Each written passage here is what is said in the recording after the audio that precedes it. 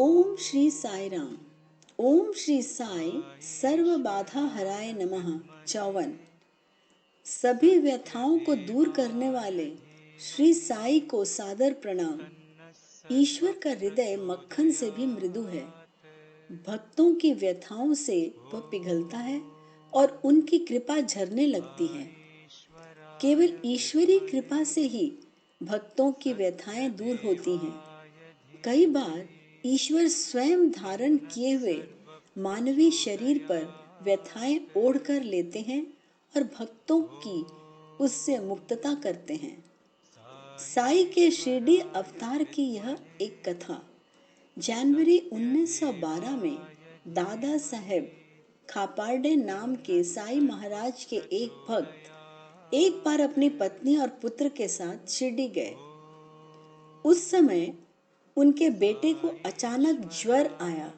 इतनी जोर से ज्वर बढ़ा कि वह अत्यवस्थ हो गया, जिससे उसकी माता का मन बेचैन हो गया।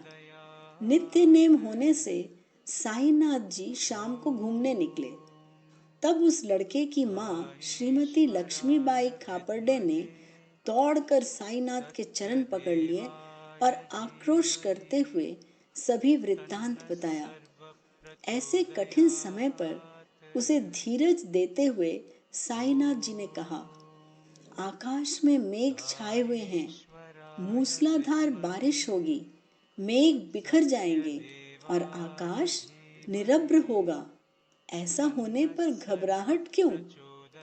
ऐसा कहकर उन्होंने अपनी कफनी कमर तक ऊपर उठाई और उनके शरीर पर उत्पन्न मुर्गी के अंडे समान ग्रंथि वहां उपस्थित सभी को दिखाकर उन्होंने कहा, देखो, तुम्हारा भोग मुझे अपने शरीर पर लेना पड़ता है, मुझे भुगतना पड़ता है।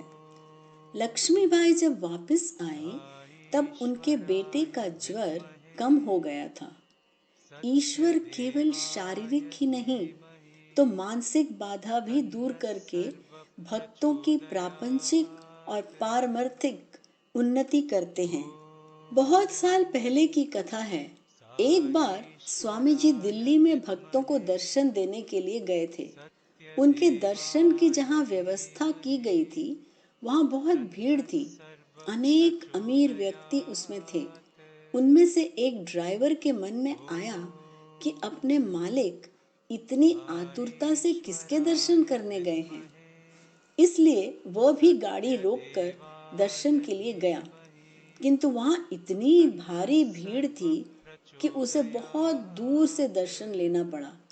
स्वामी जी के दर्शन होते समय उसके मन में विचार आया कि अगर मैं स्वामी जी के पास जा सकता तो मेरी शारीरिक व्यथा और आर्थिक समस्या के बारे में उन्हें कह सकता, परंतु उसे दूरी से ही अस्पष्ट दर्शन मिलने वाला था, इसलिए कुछ कहे बिना लौटना पड़ा। इसके बाद कुछ साल बीत गए। उस ड्राइवर की व्यथाएं अपने आप कम होती गईं। सैकड़ों के पहाड़ दूर हो गए। चिंता और भय मुक्त होने के बाद एक बार उसे किसी से भगवान सत्यसाई बाबा जी के बारे में जानकारी प्राप्त हुई और वो अपने परिवार के साथ प्रशांति निलयम गया। जब वह दर्शन के लिए उत्सुक भक्तों की कतार में बैठा था तब स्वामी जी ने उसे मुलाकात के लिए बुलाया। प्रत्यक्ष मुलाकात के समय स्वामी जी ने उससे कहा, हम पहले एक बार मिल चुके हैं, तुम्हारी प्रार्थना मेरे प्रति पहुंच गई। ये सुनकर उसे दिल्ली की घटना याद आई, जिस समय उसने बहुत दूर से स्वामी जी का दर्शन लिया था और अपनी व्यथाएं कहे बिना वापस आने से निराश हो गया था। परंतु आज स्वामी जी ने जो कहा था उससे उसकी तसल्ली हो गई। यदि उसे उस समय व्यथा कहने का अवसर नहीं मिला और दर्शन भी बहुत दूरी से लेना पड़ा था, फिर भी स्वामी जी ने उसकी व्यथा जान ली थी और अपनी कृपा दृष्टि से उसकी सभी व्यथा और समस्याओं का निराकरण किया था। ये केवल प्रत्यक्ष ईश्वर ही कर सकता है। ओम श्री सत्य साई नाथ अर्पणम अस्तु।